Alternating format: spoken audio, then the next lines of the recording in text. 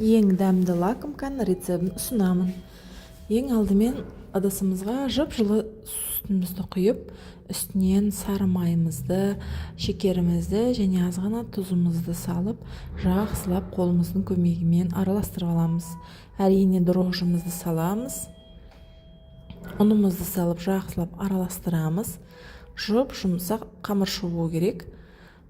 Қамырымыз қолға жабысатындай өте жұп-жұмсақ болу керек. Видеода көріп тұрғандарыңыздай бетін жауып, ашқанша 1-2 сағат күте тұрамыз.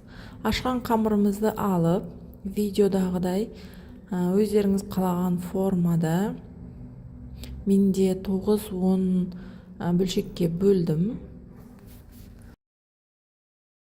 Әрине кішірек болсын десеңіздер, одан да майда қылып жасауға болады.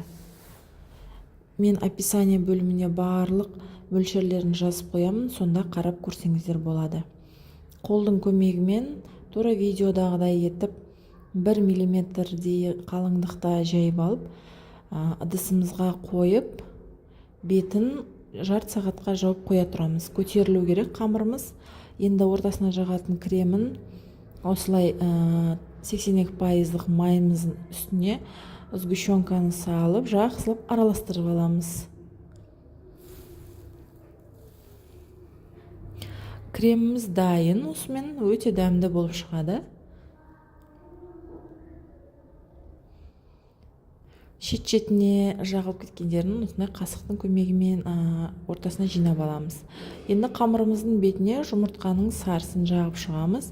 180 градус пеште беті қызарғанша пісіріп аласыздар, өте тез піседі. Қарап тұрсаңыздар, топ-томпақ болып, әдемі болып пісті. Енді суыған соң ортасын оңай ашылады. Ашып кремімізді әдемелеп жағып аламыз. 1-1,5 қасықтай ғана кетеді. Және бір лакомканы мен үстіп езіп алдым блендердің көмегімен. Соны шет-шетіне әдемелеп сеуіп шықсаңыздар болады. Осымен біздің балалық шақтың бал дәмі лакомкамыз дайын. Осыны балаларыңызға жасап беріп көріңіздер. Ұнайтынына сөзсіз сенімдімін. Жақындарыңызды қуантыңыздар. Менің каналымды видеоның соңына дейін қарағандарыңызға мың рахмет. Және менің каналыма жазылып қоюды ұмытпаңыздар.